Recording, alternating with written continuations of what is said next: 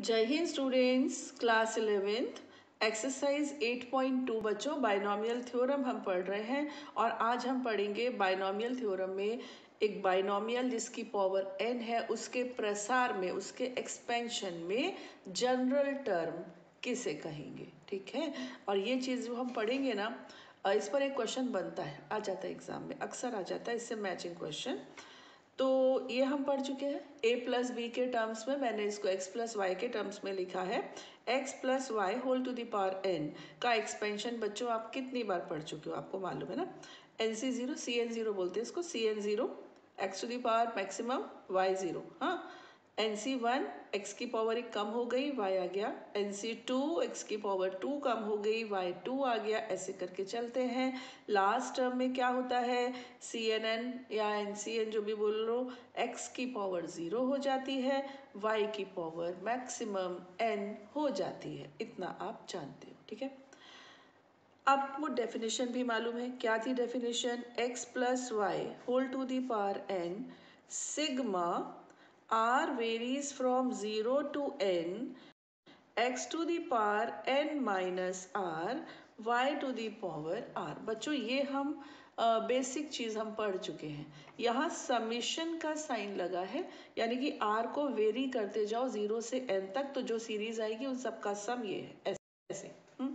अब इसके मिलता जुलता ये जनरल टर्म। जनरल टर्म देखो, जनरल टर्म जो होता है ना, वो एक तरह से रीजनिंग वाली बात हो गई कि हम इसको देखकर जज करेंगे कि जनरल टर्म क्या है।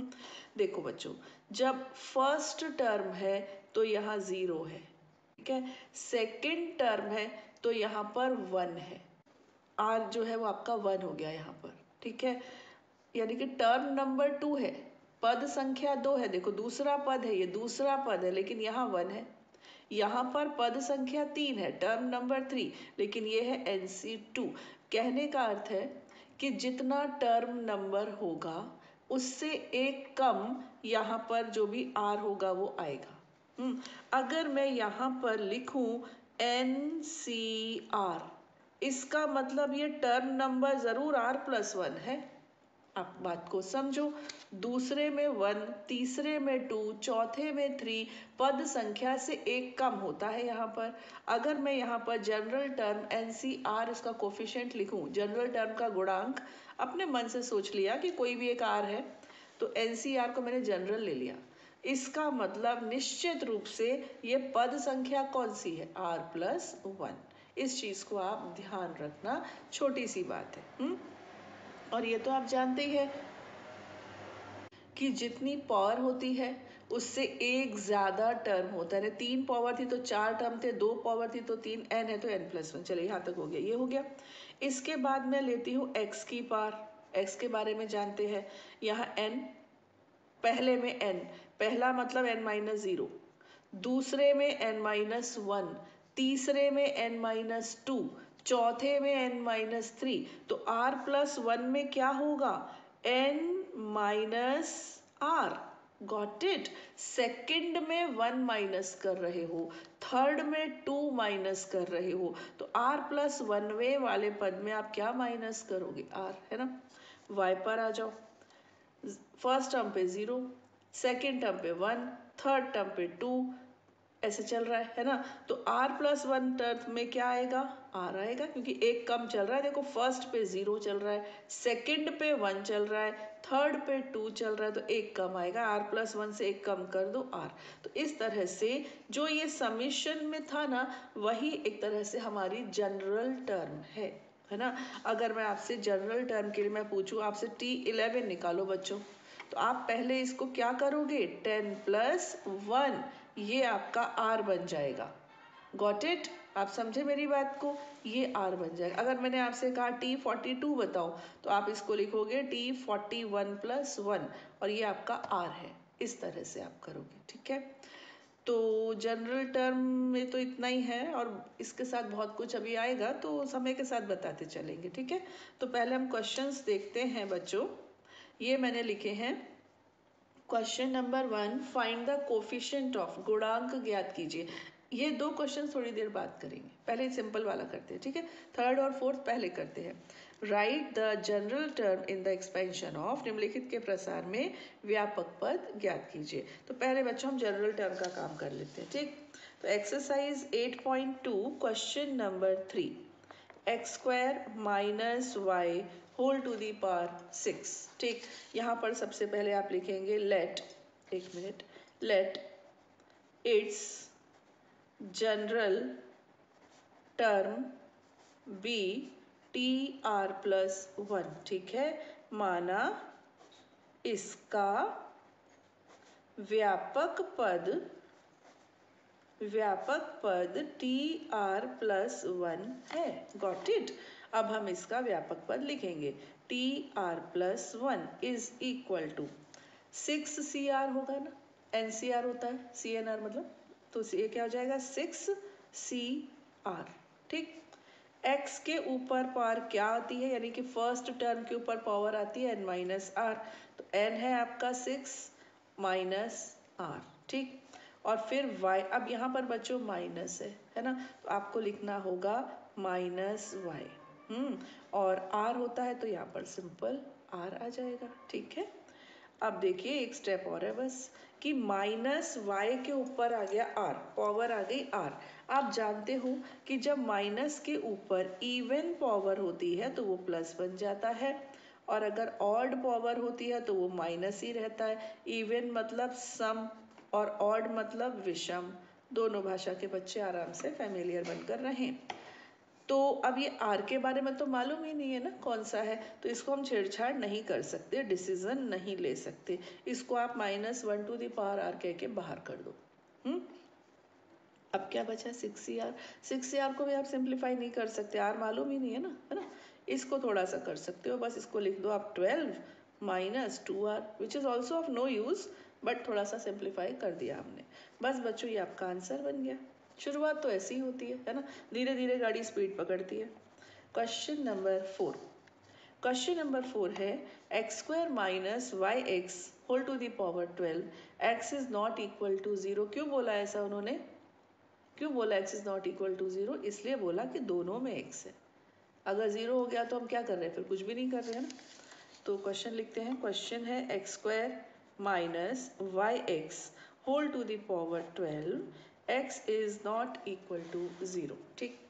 जनरल टर्म लिख लेना ये step, let its general term भी टी आर प्लस 1, तो टी आर प्लस 1 हम निकालने जा रहे हैं 12 C R X square to the power 12 minus R minus Y X to the power R, थोड़ा सा बढ़ा दिया बस इन्होंने। तो ये बच्चों में निकाल के बाहर करूँ इसको, -1 की पावर आर को तो एकदम आउट कर दो, है ना, -1 टू दी पावर आर, फिर हो जाएगा आपका 12cr, ये हो गया x to the power 24 minus 2r into Y to the power R into X to the power R, ठीक है। -1 to the power R 12cr x to the power, बच्चों ये दोनों ऐड हो जाएंगे, बेस सेम है ना, आधार समान है तो घातें जुड़ जाती हैं, तो 24 माइनस 2r प्लस r, ये r इसमें आकर जुड़ जाएगा, into Y to the power R, है ना। Now -1 to the power R 12cr x to the power 24 minus r, है ना, और y to the power r, that's all, ठीक। तो ये भी हुआ, सिंपल है ना, अभी तो बहुत सिंपल है, वाकई बाइनोमियल सिंपल है, आपको मज़ा आएगा इसको सॉल्व करने में, मुझे तो एटलीस्ट बहुत अच्छी लगती है। नाउ क्वेश्चन नंबर 1 अभी मैं कर रही हूँ क्योंकि थोड़ी सी प्रैक्टिस जनरल टर्म की हमने कर ली। फाइंड द कोफिशिएंट ऑफ, गुणांक ज्ञात कीजिए x टू दी पावर 5 का x plus 3 whole to the power 8 के प्रसार में। और इधर तो हम बाद में आएंगे, पहले ये वाला करते हैं, x plus 3 to the power 8 का एक्सपेंशन हो और x की पावर हो 5, x plus 3 to the power 8 के एक्सपेंशन में मुझे x की तो रफ लिखा है, फेयर नहीं है, रफ है ना, ये चाहिए। अब मुझे मालूम ही नहीं है कि ये कहाँ आएगा, मतलब यहाँ तो मैं सच बताऊँ ना, समझ सकती हूँ, आप भी समझ सकते हो, सबसे पहले 8 होगा, उसके बाद 7 होगा, फिर 6 होगा, फिर 5 होगा, फटाफट हो जाएगा चौथा टर्म। बट ऐसे नहीं, हमको मालूम नहीं ना कौन सा होगा, क्या पता 18 होता, क्या पता 128 होता, क्या पता x के साथ यहाँ भी 3xy होता या 3/x होता, हम तो परेशान हो जाते। इसलिए हम इसको जनरल वे में ही सॉल्व करेंगे, पता है करके नहीं करेंगे। अब यहाँ पर लिखेंगे late x to the power 5 falls in tr+1। ठीक है, माना x to the power 5 tr+1 में पद में आता है। ठीक, अब लैंग्वेज तो बच्चों बुक से भी देख लेना, और लैंग्वेज इतना मैटर नहीं करती है, आप कुछ और लिखना चाहो तो वेलकम है। हाँ, तो हम ये मान रहे हैं, हमको मालूम नहीं ऐसा सोच रहे हैं ना, हम ये मान रहे हैं कि ये tr+1 जो टर्म होगा ना उसमें आएगा। तो पहले हम tr+1 टर्म निकालते हैं। तो ये होगा 8cr, got it, x to the power r, sorry 8 minus r है ना, 8 minus r and 3 to the power r, ये गॉट इट। अब बात को समझो, अगर ये टेढ़ा मेढ़ा होता तो हम नहीं बता पाते, 8 है तो हम बता पा रहे हैं, लेकिन हम ये मानकर चल रहे हैं कि हम नहीं बता पा रहे हैं। ठीक है, हम एक जनरल मेथड सीख रहे हैं, तो ये जनरल टर्म हो गया। अब इसमें x तो है, एक ही बार आया, कहीं और तो है नहीं कि इसके साथ मर्ज हो जाए, तो यही फाइनल है। अब हम क्या कह रहे हैं कि ये तो x to the power 5 आना चाहिए था, हमारा क्या आ गया x to the power 8 minus r। Compare कर दो x to the power 8 minus r और x to the power 5 को कंपेयर कर दो, क्योंकि हमने कहा कि ये इसमें आएगा। तो 8 minus r is equal to 5, it implies r is equal to 3। तो t3+1, यही हमने जज किया था, फोर्थ टर्म याद है, 8 7 6 5। चलिए ये हुआ, r+1 है तो 3+4 लिख दिया। यहाँ लिख दिया हमने 8c3, ये 3 है बच्चों, हाँ 3, 8c3, x to the power आ गया 5, हाँ, y टू दी पावर कितना आ गया 3। एक छोटी सी चीज़ पहले और सिखा दूं कि कोफिशिएंट क्या है, आता है आपको, मैं ये नहीं कह रही नहीं आता, बट हाँ एक रिविजन छोटा सा। कोफिशिएंट मतलब बच्चों गुणांक, हिंदी वाले कहेंगे गुणांक।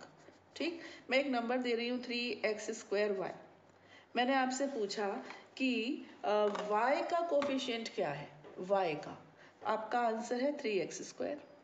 मैंने पूछा x² y का कोफिशिएंट क्या है, आप बोलोगे 3। अगर मैंने बोला 3y का क्या है, आप बोलोगे x²। ऐसा मतलब उसके अलावा जो कुछ भी है वो कोफिशिएंट है, गुणांक है। गॉट इट, आई बात समझ में।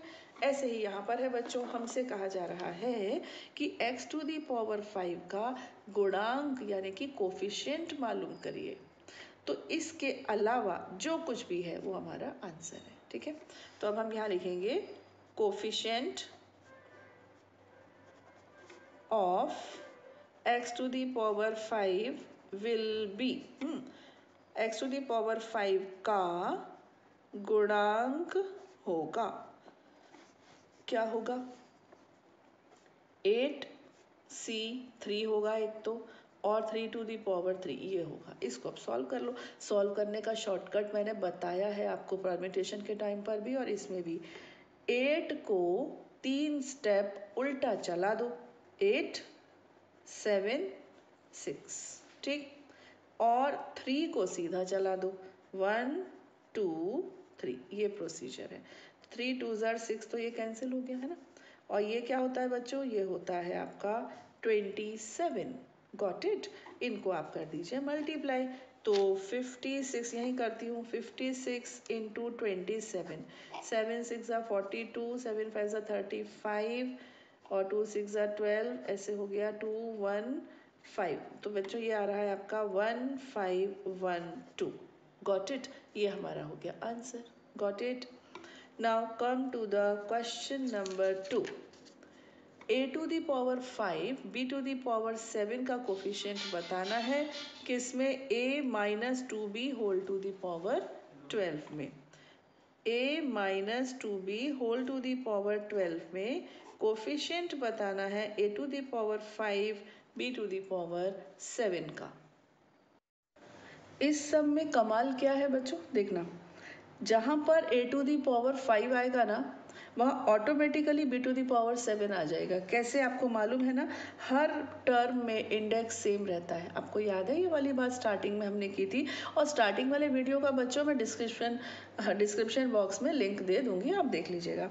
तो ये जो 12 है ना, ये हर टर्म में सम इनके वेरिएबल्स के पावर्स का 12 ही रहता है। तो अगर कहीं ये a 5 है तो b ऑटोमेटिकली 7 है। Got it. तो अगर आप a को कंपेयर करना चाहो, इजी लग रहा है तो a को कर लो, तो b को कर लो, जो इजी लगे। तो चलिए शुरू करते हैं। ये हमारा क्वेश्चन, चलिए ठीक है। इसमें हमें इसका कोफिशिएंट चाहिए, तो फिर हम ये 2 लाइन लिखेंगे। लेट फलाना फॉल्स इन TR+1। लेट माना a⁵ b⁵ जो है वो TR+1 में पद में आता है, तो हम TR+1 पहले तो निकालें। क्या होगा 12CR। Got it. इसके बाद आएगा आपका a⁻12 minus r and 2b हाँ 2b⁻r। अब देख लो वही बात है, या तो इसको कंपेयर कर लो या b को कर लो, तो डायरेक्ट 7 आ रहा है। बट ठीक है, इसको कर लो यार, क्या फ़र्क पड़ता है ना। तो आप यहाँ कंपेयर कर लो, यहाँ लिख दो ऑन कंपेयरिंग, हाँ तुलना करने पर, तो 12 minus r is equal to 5। It implies r is equal to 7। अब हम लिखेंगे कोफिशिएंट ऑफ a⁵5 b⁵7। क्या समझाया मैंने? इसके अलावा जो कुछ भी है वो हमारा कोफिशिएंट है। तो लेते हैं कोफिशिएंट इज इक्वल टू, लिख दूँ इसके इक्वल में यहाँ लिखना था मुझे, चलो यहाँ लगा दिया, इसको हटा दिया। एक तो ये है मेरे पास 12C7 है ना, दूसरा क्या है 2 ये भी है बच्चों मेरे पास, है ना। अब इसको हमें सॉल्व करना है और हमारा आंसर आ जाएगा। चलिए इसका कैलकुलेशन करते हैं हम। यहाँ पर 12C7 इंटू 2⁻7। बच्चों क्या मैं 12C7 को 12C5 लिख सकती हूँ? हाँ लिख सकते हैं ना, NCR is equal to NCN minus R, ये तो रूल होता है, आपको मालूम है। और ये हम बता चुके, हम दे देंगे लिंक डिस्क्रिप्शन बॉक्स में, आप देख लेना। इनटू ये कितना होगा 128, है ना। तो 12 को 5 स्टेप्स उल्टा चला दीजिए। 12 into 11 into 10 into 9 into 8, okay, upon ये तो 120 होता है, फैक्टोरियल 5 1 2 3 4 5 120 होता है, नहीं तो आप करके देख लेना। हाँ तो ये 12 और 10 से 120 तो हो गया कैंसिल। 11 इंटू 72 इंटू 128, तो 72 इंटू 11 2 ज़ा 22 77 792। हाँ इसको मल्टीप्लाई किया 128 से, 8 दूनी 16 8 9 72 और 1 3 8 7 हो गया, 8 7 56 और 7 63 6336। ओके 2 2 ज़ा 4 2 9 ज़ा 18 2 ज़ा 41 15। ओके ये आएगा आपका 297 6 7 आ जाना बाबा। 8 दूनी 10 सॉरी 8 8 2 10 और 3 13 11 12 और 9 21 7 8 9 10 101 376। बच्चों टैली कर लेना, मैंने तो बहुत प्योरिटी के साथ किया है, गलत होना तो नहीं चाहिए। तो ये भी हो गया। हाँ नेक्स्ट क्वेश्चन हमारा बनेगा अब question number 5। Here is the question, find the fourth term in the expansion of x minus 2y to the power 12। इसके प्रसार में चौथा पद ज्ञात कीजिए। क्या मजाक है, कितना सिंपल है ये, है ना। सिक्स्थ भी देख लेते हैं, find the 13th term in the expansion of. तो बच्चों इजी आ गए क्वेश्चंस। चलिए question number 5, x minus 2y whole to the power 12, और कौन सा पद चाहिए मुझे? T4 बोल रहे हैं। तो T4 को बच्चों हम कैसे लिखेंगे? 3+1, हमारा R हो गया 3, ये क्या होगा 12C3। जनरल टर्म लिख लो यहाँ पर, अगर आपको प्रॉब्लम हो रही हो तो NCR x to the power n minus r y to the power r, ये जनरल टर्म है। तो 12C3 x to the power r कितना है 3, तो 3 आ जाएगा। और फिर y क्या है हमारा -2y, इसकी पावर होगी r, सॉरी ये n माइनस r है ना, सॉरी n माइनस है, तो 12 माइनस 3 है ये, ठीक है। ये 12 माइनस, ध्यान रखना ये 3 आएगा, n माइनस r और ये r, ठीक है। तो हो गया 12C3 x to the power 9, got it, -1 to the power 3 into 2 to the power 3 into y to the power 3, ठीक है। सॉल्व करते हैं। 12 into 11 into 10 upon 1 into 2 into 3 minus लगा तो सामने क्यों, क्योंकि -1 पर 3 पावर है तो वो माइनस रहेगा। इंटू ये भी यहाँ लिख दो 2 इंटू 2 इंटू 2 चाहो तो 8 लिख दो, है ना।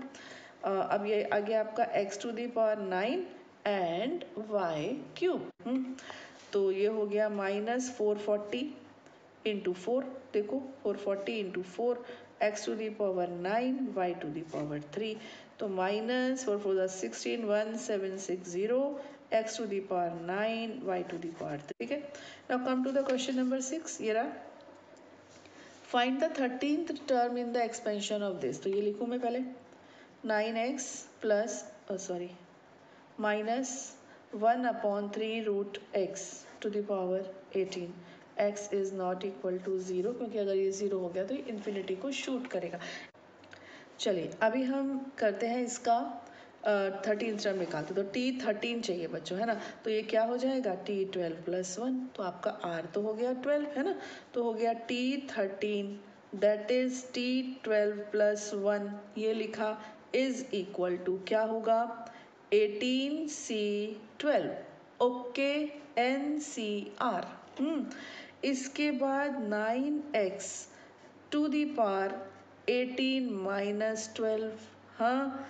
इसके बाद -1/3√x⁴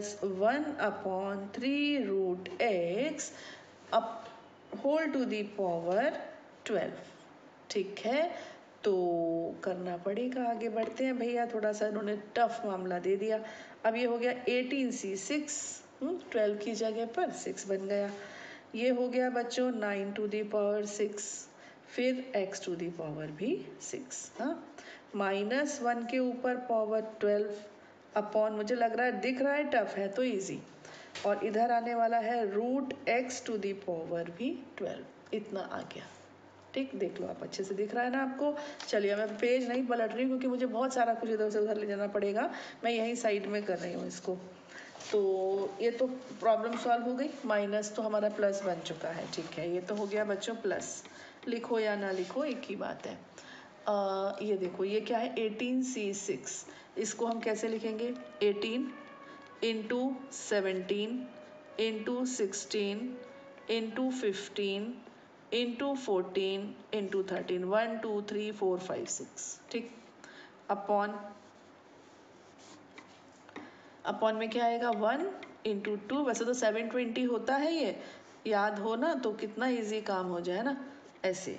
और 9⁶, 9⁶ बच्चों एक चीज़ मुझे यहाँ पे देखो अच्छी सी दिख रही है जो अपना हेल्प हो जाएगी यहाँ पर, ये आपका 9⁶ है, ये क्या है 3⁴12, तो 9⁶ 9 को लिख दिया 3² लिख दिया ना 3², तो 6 2 12, एक ही बात तो हो गई बच्चों, ये दोनों हुई कि नहीं हुई। चलिए इसको इसी तरह से लिखते हैं ना, 9 को लिख देते हैं 3² और होल⁴ है 6, नीचे क्या है 3⁴12, तो ये तो आपस में लड़ भिड़ कर अपना मैटर सुलझा लेंगे। अब आ जाओ x पर, x की पावर यहाँ खुले में 6 है, x⁴ अपॉन में √x के ऊपर बच्चों 12 है, ठीक। तो √x पर जब 12 पावर है तो वो भी तो 6 ही हुआ ना, हुआ कि नहीं हुआ, √x पर 12 पावर है तो वो 6 हुआ x⁴ 6, क्योंकि √x का स्क्वायर करने से x बनता है, 2 √x से 1x बनता है, तो ये भी बन गई x⁴ 6। तो बच्चों ये भी कैंसिल और ये भी कैंसिल, ये बात माइंड में आ जाए ना तो जल्दी काम इजी थोड़ा हो सकता है। अब देखो भाई क्या होता है 6 3 18 गया, दिखा आपको 6 3 18 गया, और तो कुछ नहीं जा रहा बाबा इस तरह से। 5 3 15 होता है लेकिन 5 3 15, 3 यहाँ जाएगा, 4 4 16 और 2 2 4, इतना हुआ। तो 17 2 34, ओके। 14 3 42 इंटू 13, बस यही हमारा आंसर है, इसको मल्टीप्लाई कर देंगे तो कर लेना, नहीं तो मैं कर ही रही हूँ, हाँ। 2 4 8 2 3 12, ओ 2 3 6, बाबा रे, और 4 4 16, 4 3 12 36 8 2 4 1 1 4 2 8 इंटू 13, ठीक है। अब इसको डायरेक्ट करें क्या, 13 अट्ठे 104, 4 आया, हासिल आया 10, 13 दूनी 26, 26 और 10 36, हासिल आया 3, 13 चौक 52 और 3 55, 55 हाँ 5, हासिल आया 5, 13 एकम 13 और 5 18। ठीक, आप लोग देख लेना आंसर इसका करेक्ट है कि नहीं है। करेक्ट तो होगा, अदरवाइज क्या छोटा मोटा कोई मिस्टेक होगी तो बच्चों चेक कर लेना, होगी तो नहीं, वैसे लगता नहीं है मुझे। ठीक है, तो इस वीडियो को इतना ही रिस्ट्रिक्ट करते हैं, काफ़ी हो गया, और अगला वीडियो बनाएंगे हम आगे के क्वेश्चंस के साथ। तब तक बच्चों खूब पढ़ो, खूब मन लगा कर पढ़ो, प्रॉब्लम है तो टीचर्स भी हैं आपके सामने, सॉल्यूशन भी है। हाँ, जय हिंद।